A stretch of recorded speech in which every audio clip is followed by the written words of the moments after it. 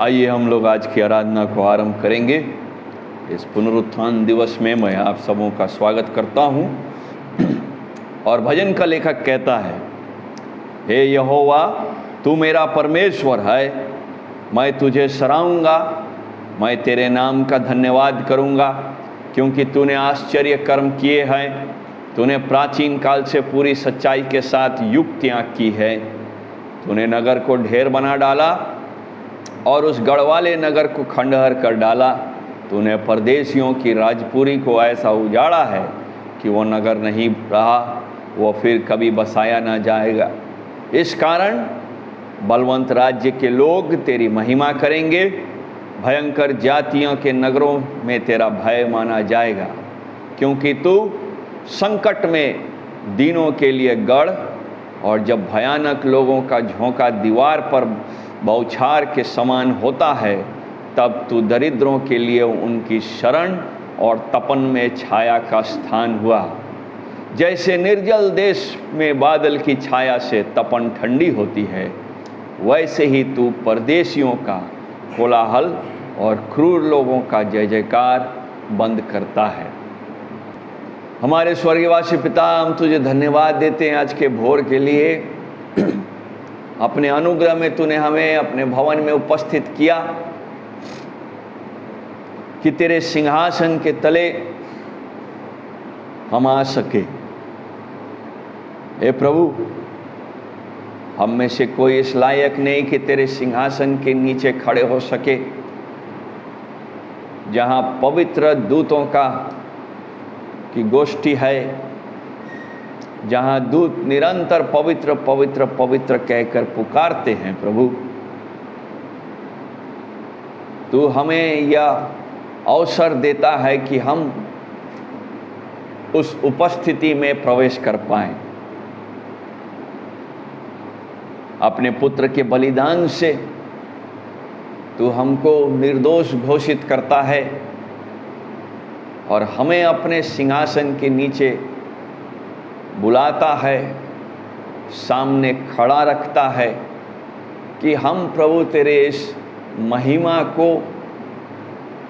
उसके झलक को देख सके। इस कारण से इस बड़ी दया और इस बड़ी अनुग्रह को हमारे ऊपर करने के लिए हम तुझे धन्यवाद देते हैं। हे प्रभु, हम धन्यवादित हैं, न केवल कि तूने हमें जीवितों के भूमि पर रखा, न केवल क्योंकि तूने हमें सुरक्षित रखा, परंतु प्रभु हमारी आवश्यकताओं को पूरा करते हुए, हमें विश्वास में बलवंत करते हुए यहाँ तक लाया है। इसलिए हम तुझे धन्यवाद देते हैं। आज के इस सुबह में जब फिर से हम तेरी आराधना करते हैं, तेरे पुनरुत्थान को स्मरण करते हैं कि तूने पुनरुत्थित हो करके मृत्यु पर विजय पाया, उसके डंक को संपूर्ण रीति से नष्ट कर दिया। हे प्रभु, हम पर अनुग्रह कर कि इस पुनरुत्थान की गहराई से, इस पुनरुत्थान की सत्यता से हमारा जीवन तेरे लायक, तेरे ग्राह्य हो सके। हम धन्यवाद देते हैं प्रभु कलीसिया के लिए और साथ ही प्रार्थना करते हैं कि जहाँ कहीं भी वे लोग एकत्रित हो रहे हैं, तो उनके बीच में भी उपस्थित हो और अपने वचन के प्रकाश से सुनने वाले, बोलने वाले दोनों को प्रभु आशीषित कर। हमारे बीच में तू उपस्थित हो और यह समय हम सबों के लिए आशीष का कारण बन सके। सारी आदर और महिमा तुझको देते हैं और प्रभु यीशु मसीह के नाम से मांगते, जिसने हमें ये कहना सिखलाया, हे हमारे पिता, तू जो स्वर्ग में है, तेरा नाम पवित्र माना जाए, तेरा राज आवे, तेरी इच्छा जैसे स्वर्ग में पूरी होती है वैसे इस पृथ्वी पर। हमारे दिन भर की रोटी आज हमें दे, और जैसे हमें अपराधों को क्षमा किया, हमारे अपराधों को तू क्षमा कर, और हमें परीक्षा में डाल, परंतु बुराई से बचा, क्योंकि राज, पराक्रम और महिमा सदा तेरी है। आमीन। आइए हम लोग आज परमेश्वर के वचन की ओर जाएंगे। यूहन्ना रचित सुसमाचार के 20 अध्याय को जब हम पढ़े तो हमने देखा कि कैसे शिष्य लोग, मरियम और बाकी स्त्रियां यीशु मसीह के पुनरुत्थान को लेकर के उत्सुक और आनंदित हैं, और वे इस बात को लेकर के बहुत आनंदित केवल नहीं है, बल्कि उनका सारा, इसके बाद उनका सारा जीवन इस पुनरुत्थान के अनुसार ही चलेगा। जब हम 20 अध्याय को देखते हैं तो हर शिष्यों के बीच में, उसके मन में यीशु मसीह के पुनरुत्थान को लेकर के एक खलबली मचा है, और वह इस बात को यूहन्ना लिखता है। वहाँ पर जब हम 20वां अध्याय को पढ़ेंगे तो वहाँ यूहन्ना अपने स्वयं गवाही देता है कि वे वास्तव में इन बातों को 9 पद, वे तो अब तक पवित्र शास्त्र की वह बात न समझे थे कि उसे मरे हुओं में से जी उठना होगा। इस कारण से उनका समझ अब जैसे जैसे क्लियर होता जाएगा, और जैसे जैसे वे पुनरुत्थान के महत्व को समझते जाएंगे, हम देखेंगे कि इन चेलों का, इन शिष्यों का के अंदर में एक तेज आएगा, एक उद्देश्य क्लियर होगा कि उनको यही वचन लोगों तक पहुंचाना है। परंतु समय आगे बढ़ता है, और जब हम इब्रानियों की पत्री तक पहुंचते हैं तो हम देखते हैं कि ये मसीहों का जो समुदाय है, जिनके लिए यीशु मसीह का मारा जाना, गाड़ा जाना और पुनरुत्थान सबसे महत्वपूर्ण है, उनका इस विषय और इस विचार से ध्यान भटकता है। वे अपने पुराने रीति रिवाज की ओर, पुराने वाचा की ओर वापस जाना मांगते हैं।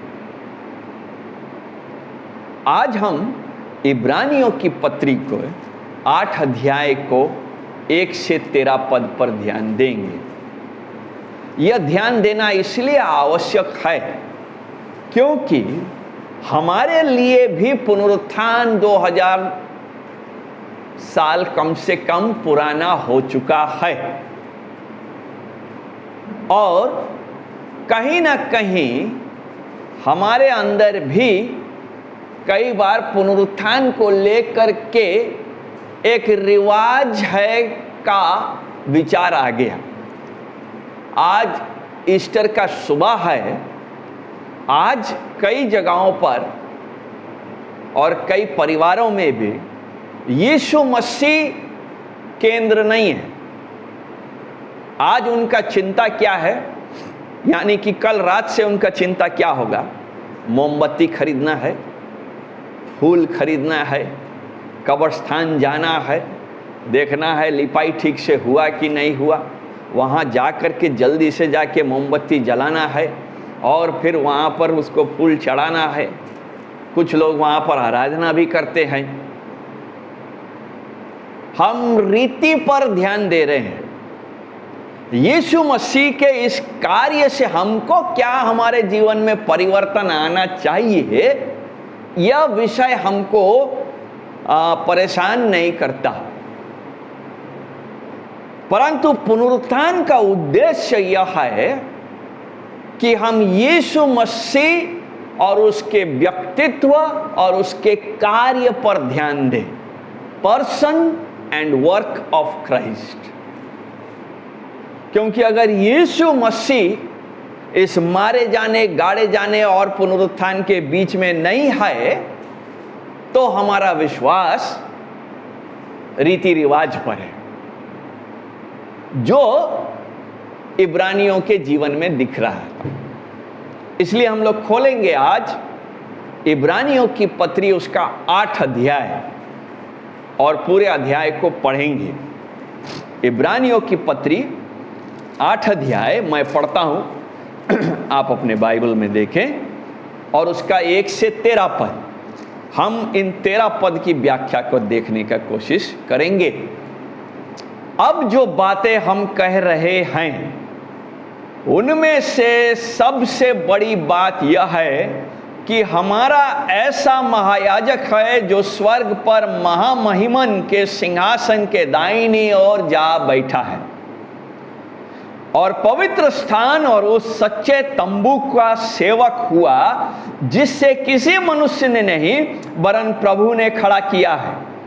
क्योंकि हर एक महायाजक भेंट और बलिदान चढ़ाने के लिए ठहराया जाता है, इस कारण अवश्य है कि इस याजक के पास भी कुछ चढ़ाने के लिए हो। यदि वह पृथ्वी पर होता तो कभी याजक न होता, इसलिए कि व्यवस्था के अनुसार भेंट चढ़ाने वाले तो हैं, वे स्वर्ग में की वस्तुओं के प्रतिरूप और प्रतिबिंब की सेवा करते। जैसे जब मूसा तंबू बनाने पर था तो उसे यह चेतावनी मिली कि देख, जो नमूना तुझे पहाड़ पर दिखाया गया था उसके अनुसार सब कुछ बनाना। पर उन याजकों से बढ़कर सेवा यीशु को मिली, क्योंकि वह और भी उत्तम वाचा का मध्यस्थ ठहरा, जो और उत्तम प्रतिज्ञाओं के सहारे बांधी गई। क्योंकि यदि वह पहली वाचा निर्दोष होती तो दूसरे के लिए अवसर न ढूंढा जाता, पर वह उन पर दोष लगाकर कहता है कि प्रभु कहता है, देखो वे दिन आते हैं कि मैं इस्राएल के घराने के साथ और यहूदा के घराने के साथ नई वाचा बांधूंगा, या उस वाचा के समान न होगी जो मैंने उनके बाप दादाओं के साथ उस समय बांधी थी, जब मैं उनका हाथ पकड़कर उन्हें मिस्र देश से निकाल लाया, क्योंकि वे मेरी वाचा पर स्थिर न रहे, इसलिए मैंने उनकी सुधि न ली। प्रभु यही कहता है। फिर प्रभु कहता है कि जो वाचा मैं उन दिनों में के बाद इस्राएल के घराने के साथ बांधूंगा वह यह है कि मैं अपनी व्यवस्था को उनके मनों में डालूंगा और उसे उनके हृदयों पर लिखूंगा, और मैं उनका परमेश्वर ठहरूंगा और वे मेरे लोग ठहरेंगे। और हर एक अपने देश वाले को, अपने भाई को यह शिक्षा न देगा कि तू प्रभु का पहचान, क्योंकि छोटे से बड़े तक सब मुझे जान लेंगे, क्योंकि मैं उनके अधर्म के विषय में दयावंत हूँगा और उनके पापों को फिर स्मरण न करूँगा। नई वाचा की स्थापना से उसने प्रथम वाचा को पुरानी ठहरा दिया, और जो वस्तु पुरानी और जीर्ण हो जाती है उसका मिट जाना अनिवार्य है। प्रभु अपने वचन के पढ़े जाने पर हम सबों को आशीष दे। इन वचनों का पढ़ने का शीर्षक या उद्देश्य यह है कि हम देखें कि यीशु मसीह आज हमारा मध्यस्थ कैसे है। यह सच है, यीशु मसीह हमारे लिए मारा गया, और जब हम पिछले शुक्रवार को यशाया के 25 अध्याय पर माफ कीजिएगा 53 अध्याय पर ध्यान दे रहे थे, तो हमने उसके महायाजकीय कार्य को देखा कि यीशु मसीह हमारा मेमना है, अर्थात वो बलिदान है। और उसी 53 अध्याय के आगे वाले पद में वो लिखा है, यानी कि 52 पद के असल में 13, 14, 15 में कि वह सब देशों के लिए भी बलिदान करता है, अर्थात वह स्वयं बलिदान भी है और साथ में दूसरों के लिए याजक का काम करता है। वही चित्र को आज हम देखेंगे कि पुनरुत्थान होने के बाद यीशु मसीह अब हमारे लिए क्या कर रहा है। क्यों पुनरुत्थान केवल एक रीत नहीं है जिसको कई बार हम पर्व के हिसाब से मनाते हैं, कब्र जा कर के विजिट करके आते हैं, वहाँ कुछ मोमबत्ती को जला के आते हैं। वास्तव में यीशु मसीह ने क्या कहा, जब मरियम पुनरुत्थान जब मरियम कब्र में आई तो यीशु मसीह ने कहा, तुम जीवते को मुर्दों के बीच क्यों ढूंढते हो। परंतु आज की कलीसिया कई बार वापस यीशु मसीह को मुर्दों के बीच में ही ढूंढती है। उनका तरीका, उनका रीति रिवाज के जब हम देखते हैं तो हम देखते हैं कि उनको जीवित यीशु मसीह अभी भी ग्रहण नहीं हुआ है। पुनरुत्थान में यीशु मसीह वो महायाजकीय कार्य को कंप्लीट करता है जो उसने आरंभ किया। आपको स्मरण होगा कि उसने क्रूस पर कहा पूरा हुआ। पूरा हुआ में उसने उस बलिदान के काम को पूरा किया, और जब उसने पूरा किया तब जाकर के इब्रानी 8 अध्याय का 1 से 6 पद को वह आज करता है। बलिदान का काम पूरा करके अब वह पिता की दाहिनी ओर, महामहिम के दाहिनी ओर जा बैठा है। वहां लिखा है, देखिए 1 से 6 पद में 3 बातों को हम देखते हैं।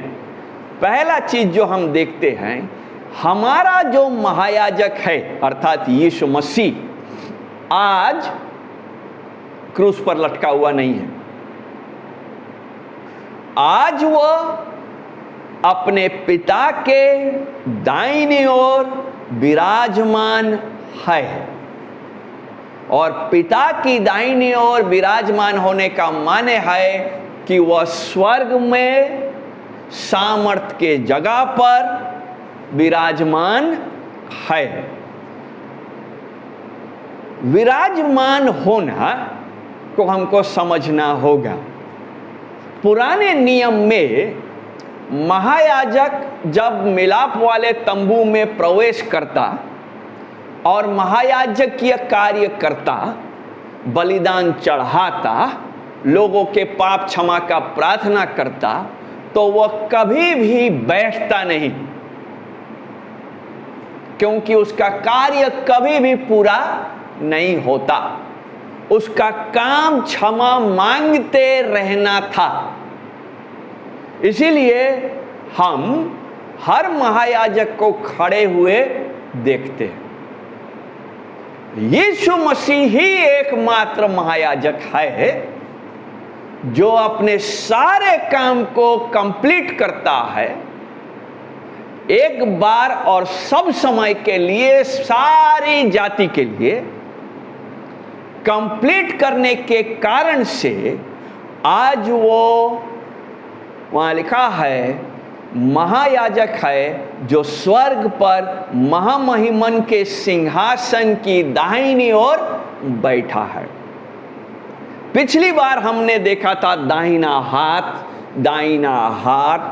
दाहिना स्थान सामर्थ का जगह है, राज्य का जगह है। वो बताता है कि दाहिने ओर बैठने का माने है कि वो अब राजाओं का राजा है, वो सार्वभौमिक परमेश्वर है और अपने महिमा में प्रकट हुआ है। आपको याद होगा यशाया 6 अध्याय में यशाया ने इस महिमित परमेश्वर का एक छोटा सा झलक देखा था, जहां पर करूब और चेरुबीम उसके चारों ओर घूम घूम करके क्या कह रहे थे? पवित्र पवित्र पवित्र सेनाओं का पवित्र, जो था, जो है और जो आने वाला है। इसलिए आज का प्रथम गीत हमने गाया, हे महापवित्र परमेश्वर, सर्वशक्त परमेश्वर, उसके तुल्य कोई नहीं, इस कार्य का कोई तुलना नहीं है। इसलिए वह मनुष्य याजक के समान अधूरा काम नहीं करता। वह अपने दोष बलि में जानवर को नहीं लाता जो अधूरा है, बल्कि वह अपने आप को दे करके उस बलिदान को संपूर्ण रीति से पूरा करता है, जिससे वह क्रूस में कहता है पूरा हुआ, और पिता कहता है यह मेरा प्रिय पुत्र है जिससे मैं अति प्रसन्न हूं। प्रसन्नता का सबूत कि वह आज पिता के महामहिम के दाहिनी ओर जा बैठा है। यह साधारण बात नहीं है। क्यों? क्योंकि यह जो वाचा है वह सांसारिक वाचा नहीं है। ये जो तंबू है जिसके बारे में 2 और 3 पद में लिखा है, देखिए, पवित्र स्थान और उस सच्चे तंबू का सेवक हुआ जिसे किसी मनुष्य ने नहीं वरन प्रभु ने खड़ा किया। ये जो तंबू है ये मूसा का बनाया हुआ तंबू नहीं है। निश्चय 10 आज्ञा देते समय परमेश्वर ने मूसा को तंबू बनाने का आज्ञा भी दिया और उसको सब डिटेल भी दिया, परंतु वह तंबू उस स्वर्गीय तंबू का परछाई है। परमेश्वर उनके बीच में उपस्थित होता था, लोग बलिदान चढ़ाते थे और साल में एक बार महायाजक अति पवित्र स्थान में प्रवेश करता था। परंतु यह तंबू संपूर्ण रीति से सिद्ध नहीं था, क्योंकि वह केवल एक परछाई था। असल तंबू तो प्रभु यीशु मसीह का स्वर्गीय तंबू है, और वो महापवित्र स्थान है जहां पर मनुष्य अपने पाप में प्रवेश नहीं कर सकता, जहां पर स्वर्गदूत भी अपने आंखों को, कानों को, पैरों को ढांप के रखते हैं। हम यशाया पढ़ते हैं 6 अध्याय तो पाते हैं कि करूबीम और सेराफीम लोग अपने आंखों को, कानों को और पैरों को ढक के रखते। क्यों? क्योंकि वह अपने पैर को इसलिए ढकते ताकि क्योंकि परमेश्वर की पवित्रता में वह उनका सबसे कुरूप अंग था, जिसको वह दिखाने के योग्य नहीं थे। इसलिए पवित्रता में प्रवेश करते हुए भी वे अपने आप को ढांप के रखते हैं। तो मनुष्य क्या है? तो संसार का जो मूसा के द्वारा आरंभ किया हुआ मिलाप वाला तंबू था, वह केवल एक परछाई था। यीशु मसीह तो असल है और उसका तंबू भी असल है। यह हमारे लिए क्यों महत्वपूर्ण है? 2 से 5 पद जब हम पढ़ते हैं तब हम देखते हैं कि यह इसलिए महत्वपूर्ण है क्योंकि उसका कार्य इससे बढ़ जाता है, उसका वैल्यू बढ़ जाता है। वह सांसारिक रीति से अपूर्ण काम नहीं करता, असिद्ध काम नहीं करता, बल्कि पुनरुत्थान में उसने उस बलिदान को कंप्लीट कर दिया। इसका माने क्या है? इसका माने यह है कि इस बलिदान में और कुछ जोड़ा नहीं जा सकता। ये बहुत इंपॉर्टेंट फैक्ट है भाइयों बहनों कि हम जाने कि यीशु मसीह के बलिदान में हम अपने धार्मिकता से कुछ भी नहीं जोड़ सकते हैं। यदि ये आना है तो केवल पश्चातापी मन से। बहुत बार गुड फ्राइडे के दिन और ईस्टर के दिन में सब सादा पहन के आते, वो सादा पहनने से हम पवित्र नहीं होते। और 40 दिन लेंट मना के मीट नहीं खा करके और जो जो बातों को हम त्याग सकते उसको छोड़ देने से हम पवित्र नहीं होते। ये भूल धारणा से हमको हट जाना चाहिए। नहीं 40 दिन हम झूठ नहीं बोलेंगे, 40 दिन हम गाली गलौज नहीं करेंगे, 40 दिन हम मीट मछली नहीं करेंगे, 40 दिन में शादी ब्याह भी नहीं करेंगे। सच में हम यीशु मसीह के 40 दिन का उसके टेम्पटेशंस, उसके ऊपर में जो शैतान ने उसको परीक्षा दिया था उसको स्मरण कर सकेंगे? अपना तुलना करते हैं हम, व्यर्थ में तुलना करते हैं, व्यर्थ है। क्योंकि मन तो वैसे ही है जैसा धोखा देने वाला। यिर्मयाह बताता है हमारा मन धोखा देता है। मीट खा लेने से, हम नहीं खाने से हम पवित्र नहीं हो जाएंगे। हाँ, सेहत के लिए अच्छा हो सकता है, थोड़ा वजन कम भी हो जाएगा, इट्स गुड, लेकिन हमारे अपनी धार्मिकता में कोई जुड़ता नहीं है। इसलिए ये विचार हटा देना चाहिए। अगर आप ये विचार रखते हैं कि हम अपनी धार्मिकता से उस क्रूस के कार्य में कुछ जोड़ सकते हैं, तो हम ये कह रहे हैं कि पुत्र का बलिदान संपूर्णता में हुआ ही नहीं। तो हमको गलातियों की पत्री 2 अध्याय तब पढ़ लेना चाहिए। इसका माने हम दूसरा सुसमाचार मान रहे हैं जो वास्तव में सुसमाचार है ही नहीं, और वो हमारे लिए विनाश का काम हो गया।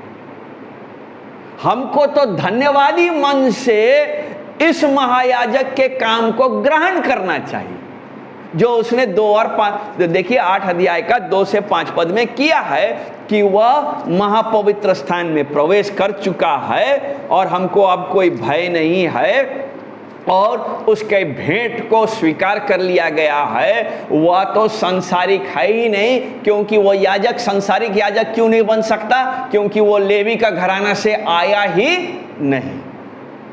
क्यों? क्योंकि उसका उद्देश्य सांसारिक याजक बनना था ही नहीं।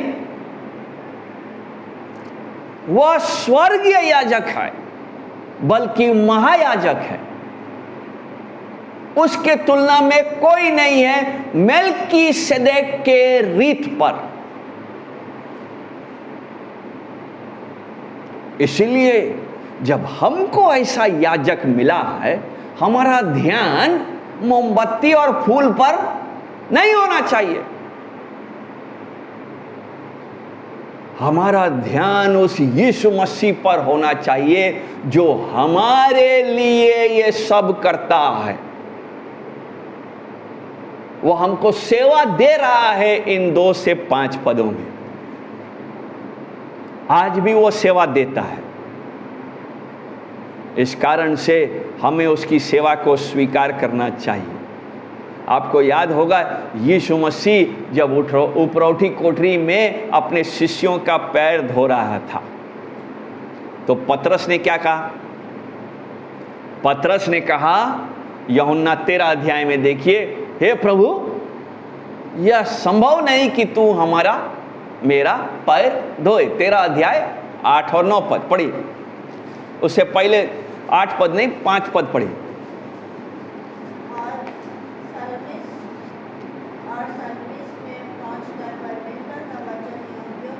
यूहन्ना 13 अध्याय। हाँ हाँ, राइट। जब वह शमौन पतरस के पास आया, जब पतरस ने उससे कहा, हे प्रभु, क्या तू मेरे पाँव धोता है? हाँ, यीशु ने उसको उत्तर दिया, तो मैं करता हूँ, तू उसे अभी नहीं जानता, परंतु इसके बाद समझेगा। पतरस ने उससे कहा, तू मेरे पाँव कभी ना धोने पाएगा। पतरस ने कहा, तू मेरे पाँव को कभी धोने ना पाएगा। आगे, यह सुनकर यीशु ने उससे कहा, यदि मैं तुझे ना धोऊं, हाँ तो मेरे साथ तेरा कुछ भी साझा नहीं। हाँ, यदि मैं तुझे ना दूं, यदि मैं तेरी सेवा ना करूं, यदि मैं तुझे वचन से ना धोऊं, तो तेरा मेरे साथ कोई साझा नहीं है। जैसे आज अगर हम हैं यहां पर, तो वह इसलिए होना चाहिए क्योंकि यीशु मसीह ने हमारे लिए वो महायाजकीय कार्य को किया है।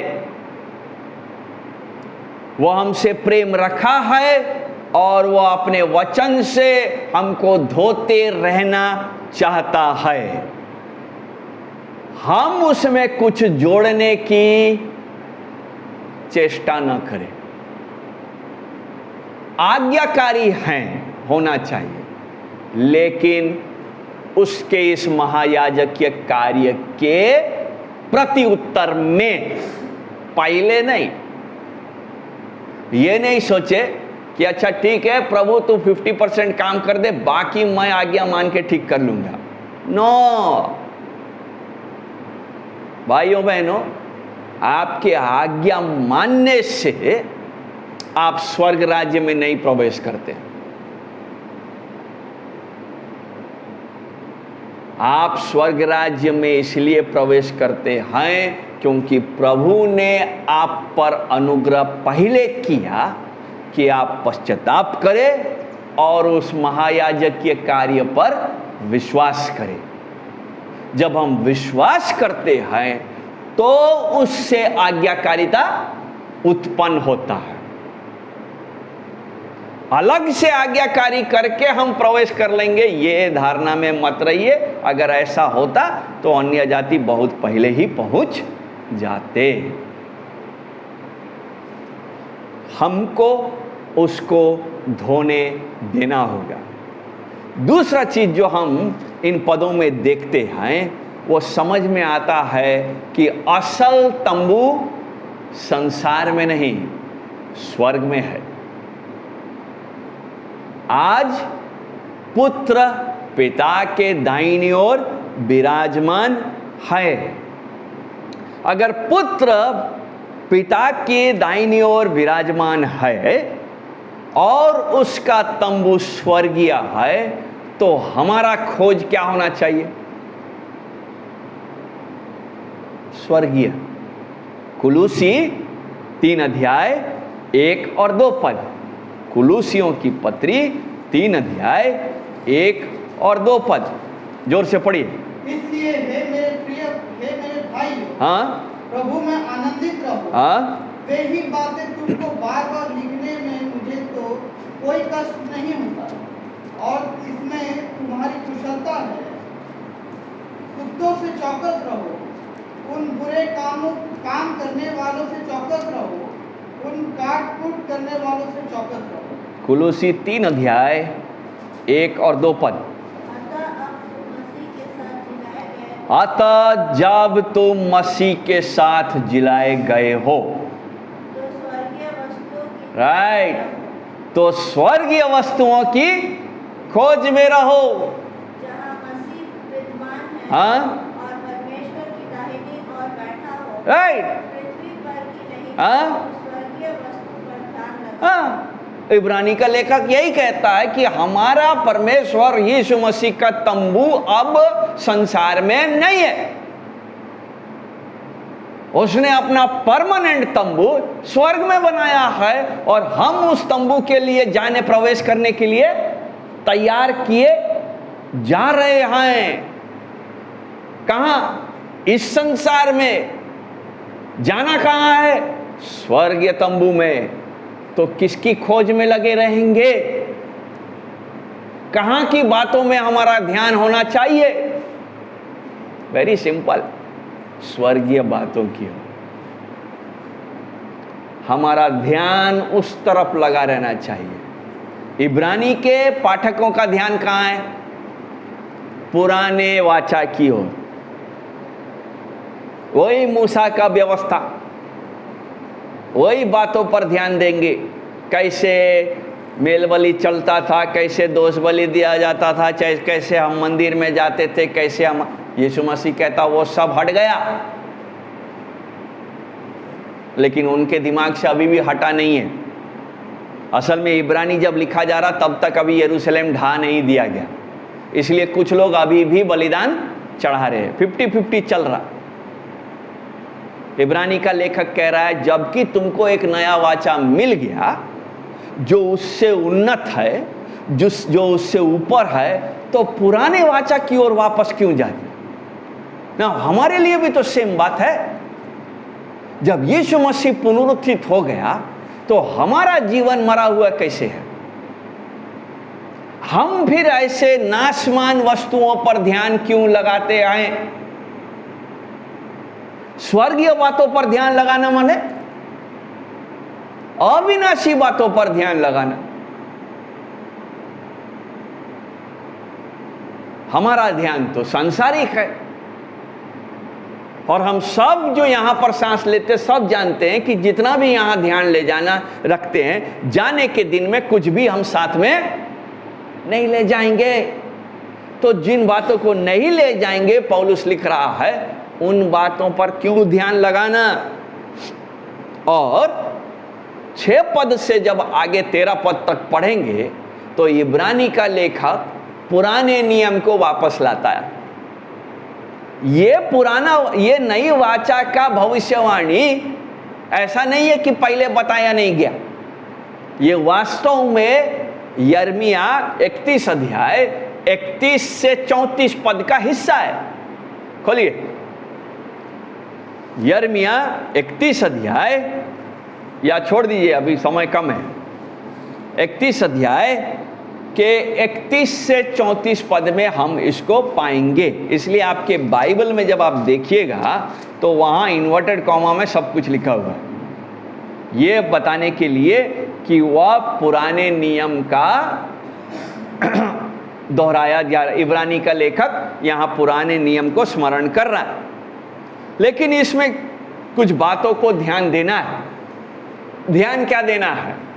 ध्यान ये देना है कि ये नई वाचा जो यीशु मसीह में हमको मिला है, ये नया तंबू कैसे पुराने तंबू से बेहतर है, कैसे यह पहले वाले तंबू से अच्छा है। तो जब हम देखेंगे 7वां पद, पढ़िए, लिखा है 7वां पद में, क्योंकि यदि वह पहली वाचा निर्दोष होती तो दूसरे के लिए अवसर न ढूंढा जाता। पुराने वाचा में व्यक्ति कितना भी बलिदान करे वह दोषी ही रहता।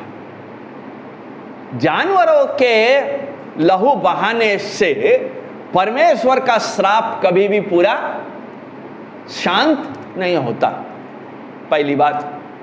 दूसरी बात कि महायाजक जब ये पशु का बलिदान चढ़ाता और लोगों को उसके बाद उस लहू को छींटता, वह केवल एक रूपक का काम करता था। उनको जो व्यवस्था दिया गया था, अगर उससे उद्धार पाना है तो व्यवस्था संपूर्णता में पूरा माना जाना चाहिए था। कोई भी व्यक्ति संपूर्णता से व्यवस्था कंप्लीट कर नहीं पाता, इसलिए पुरानी वाचा से उद्धार पाना संभव नहीं था। हमको यीशु मसीह चाहिए, पुत्र पर विश्वास होना ही होगा। यह काम हमको नई वाचा में होता है। नई वाचा में हम क्या होते हैं? लिखा हुआ देखिए, निर्दोष होते हैं। यीशु मसीह के लहू के बहाए जाने पर जब हम विश्वास करते हैं तो हम निर्दोष घोषित किए जाते हैं। होते नहीं है, घोषणा होता है। क्यों? क्योंकि पिता पुत्र के बलिदान को देखता है, शांत होता है और तब उसमें जो विश्वास किए उसको ग्रहण होने देता है। आगे 8 पद में देखते हैं, 8 से 12 पद में, कि यह वाचा दोष जो लगाता है वह लोगों पर लगाता है और इस कारण से प्रतिज्ञा के अनुसार नई वाचा की आवश्यकता है। इसमें 8 और 9 पद में हम देखते हैं कि इस्राएल कभी भी अपनी वाचा को नहीं रख पाया। देखिए, पढ़िए, वहां लिखा हुआ, पर वह उन पर दोष लगाकर कहता है, प्रभु कहता है, देखो वे दिन आते हैं कि मैं इस्राएल के घराने के साथ, यहूदा के घराने के साथ नई वाचा बांधूंगा। क्यों? यह उस वाचा के समान न होगी जो मैंने उनको बाप दादाओं के साथ उस समय बांधी थी जब मैं उनका हाथ पकड़कर उन्हें मिस्र देश से निकाल लाया था, क्योंकि वे मेरी वाचा पर स्थिर न रहे। पुरानी वाचा में लोग स्थिर नहीं रहते थे, इसीलिए उनको अनुग्रह की आवश्यकता है। अनुग्रह यीशु मसीह से मिलता है। यीशु मसीह जब अनुग्रह करता है तो 10वां पद आएगा। क्या होगा? वहां लिखा है जो वह अपने घर के घराने के साथ बांधेंगे, और वहां लिखा है कि वह यह है कि मैं अपनी व्यवस्था को उनके मनों में डालूंगा और उसे उनके हृदयों पर लिखूंगा। मैं उनका परमेश्वर ठहरूंगा और वे मेरे लोग ठहरेंगे। कब होता है? जब हम परमेश्वर की अनुग्रह से पश्चातापी मन से यीशु मसीह पर विश्वास करते हैं, पवित्र आत्मा हमारे अंदर वास करता है, हम उसके लोग कहला दिए जाते हैं और परमेश्वर अनुग्रह करता है और उसकी व्यवस्था को हमारे मन में फलवंत होने देता है। इसीलिए लिखा है, मैं अपनी व्यवस्था को उनके मनों में डालूंगा, हृदयों पर लिखूंगा। पुरानी व्यवस्था में मूसा को कहा गया था, इस्राएलियों को कहो मेरी व्यवस्था को अपने माथे पर लिख के रखो। व्यवस्था कभी चित्त से उतरने ना पाए, बाहर जाते, अंदर आते, उठते बैठते उस पर चर्चा करना नहीं होता नहीं। कोशिश बहुत होती लेकिन होता नहीं, कहीं ना कहीं चूक हो जाता। अब ताकत कहाँ मिलेगा? अब ताकत मिलेगा क्योंकि हमारा एक मध्यस्थ हो चुका जो महामहिम के दाहिनी ओर बैठा है, अपनी आत्मा हमको देता है। उस आत्मा के सामर्थ्य से हम व्यवस्था को पूरा करते हैं। नई वाचा में उसमें हम आज्ञाकारी होते हैं। निश्चय हम अभी भी पापी हैं, परंतु हम क्षमा पाए हुए हैं। और जब जब हम सिंहासन के सामने आते हैं, मध्यस्थ हमारे पापों को क्षमा देता है और हमारा संबंध परमेश्वर के साथ पुनः स्थापित करता रहता है। ये फर्क है पुरानी वाचा में और नई वाचा में। और आखिरी में कहता है 10वां पद से आगे कि वह क्या करेगा। वहां देखिए 11 पद में लिखा है कि हर एक अपने देश वाले की और अपने भाई को वह शिक्षा न देगा कि तू प्रभु को पहचान, क्योंकि छोटे से बड़े तक सब मुझे जान लेंगे। जब यीशु मसीह अपने कार्य को कंप्लीट करता है तो जिनको वह चुनता है उनको वह अनुग्रह देता है कि वह उन पर विश्वास करे। केवल एक चुनी हुई जाति नहीं, केवल एक प्रकार के लोग नहीं, केवल एक उम्र के लोग नहीं, छोटे से लेकर के बड़े तक हर एक जिसकी जीभ यीशु मसीह को अंगीकार करती है, उसके अंदर में उसकी आत्मा बसती है। ये हमको मिला है नई वाचा में। और जब हमको यह गिफ्ट मिला है, हमको कितना आभारी होना चाहिए। यही चीज इब्रानी का लेखक इनको समझा रहा है कि जब इतना बड़ा हमको दान मिला, फिर पुराने वाचा की ओर क्यों मुड़ते हो। और यह हमारे लिए भी कि जब यीशु मसीह ने वो सब कुछ कर दिया, तो फिर इतना दिखावा और ढकोसला का जीवन क्यों व्यतीत करते हो। क्योंकि पुरानी वाचा का माने सांसारिक रीति से अपने आप को पवित्र दिखाने की निरंतर चेष्टा करते रहना। आपको याद होगा फरीसी इसी में जीवन व्यतीत करते। आपको याद होगा मत्ती रचित सुसमाचार पूरे पैशन वीक में हमने ध्यान दिया कि यही है, परमेश्वर ढकोसलेपन से घृणा रखता है, कपट से घृणा रखता है। पुरानी वाचा में हम सब समय वही करना चाहते हैं जो हम हैं नहीं। हम पश्चातापी नहीं, हम खाली मेमना को खरीद करके किसी तरह पहुंचाने वालों में से हैं और काम को पूरा कर दो। नई वाचा में परमेश्वर हमारे लिए मेमना का प्रबंध करता है।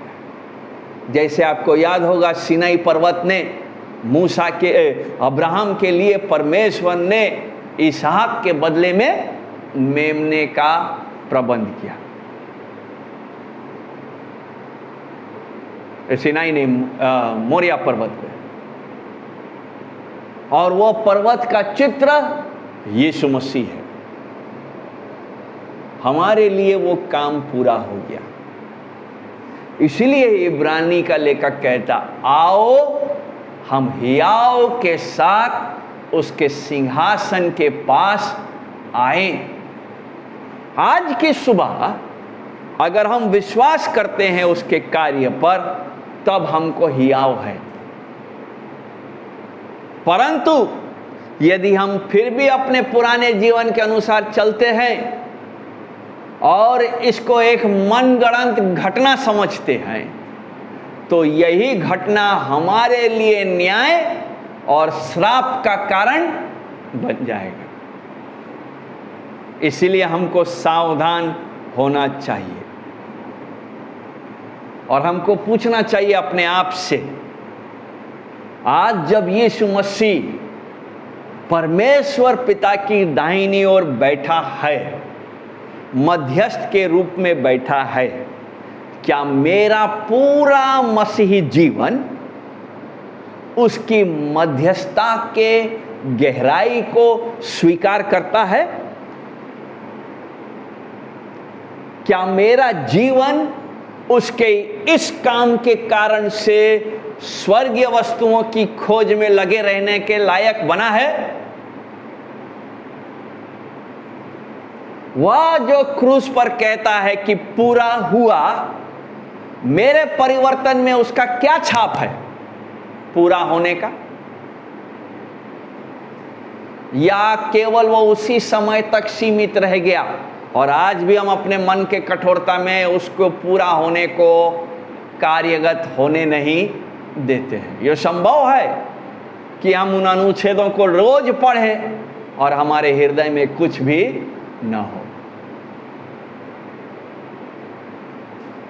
हमें अपने मनों को कठोर करने से बचे रहना चाहिए और हमें कभी भी यह ना समझना चाहिए कि पुनरुत्थान मात्र एक मसीही रीत है, बल्कि एक महिमित कार्य है जिसमें हम जैसे अछूतों को परमेश्वर अपने तंबू में अपने आने पर प्रवेश करने देगा। आज जो तंबू हम इस जगत में देखते हैं वह केवल उसका एक छोटा सा झलक है। कलीसिया उस आने वाले दिन का एक झलक है। क्या हमने, जैसा कुलूसियों की पत्री कहता है, अपने आप को तैयार किया है? हम अंत करेंगे, लेकिन अंत करने से पहले फिर से वो पद को जरूर पढ़ेंगे। कुलूसी 1, माफ कीजिएगा 3 अध्याय 1 और 2 पद। जब तुम मसीह के साथ जिलाए गए तो स्वर्गीय वस्तुओं की खोज में रहो, जहां मसीह विद्यमान है, परमेश्वर की दाहिनी ओर बैठा है, पृथ्वी पर की नहीं परंतु स्वर्गीय वस्तुओं पर ध्यान लगाओ। तीसरा पद, क्योंकि तुम तो मर गए, तुम्हारा जीवन मसीह के साथ परमेश्वर में छुपा हुआ है। जब मसीह जो हमारा जीवन है प्रकट होगा, तब तुम भी उसके साथ महिमा सहित प्रकट किए जाओगे। परमेश्वर हम सबों को आशीष दे। आइए हम लोग प्रार्थना करेंगे और फिर प्रभु की मेज में जाएंगे। प्रभु जी, हम तुझे धन्यवाद देते हैं इस महान महिमित कार्य के लिए। हे मृत्यु, तेरा डंक कहाँ? तूने उसको संपूर्ण रीति से नष्ट कर दिया, उस पर विजयी पाई, ताकि आज हमारा बंधन तोड़ा जा सके। तेरे पुनरुत्थान में प्रभु तूने हमको हमारे पापों के बंधन से छुड़ौती दे दिया। मृत्यु अब हम पर प्रबल नहीं है। हे प्रभु, हम तुझे इस महान काम के लिए धन्यवाद देते हैं कि एक दिन आएगा जब हम तुझे आमने सामने तेरे संगति में, तेरे मेज में एक साथ बैठ पाएंगे। हम धन्यवाद देते हैं इस नई वाचा के लिए जो हमको तेरी ओर से मिलता है। हमारे हृदयों को तैयार कर कि हम तेरे मेज में जब शामिल हों, उसको उस रोटी के तोड़े जाने और दाखरस को ग्रहण करने से तेरे मृत्यु को जब तक तू ना आए उसका प्रचार करते रह सके। धन्यवाद देते हैं इस गिफ्ट के लिए जो तेरी ओर से हमको मिला है, और यीशु मसीह के नाम से मांगते हैं, आमीन।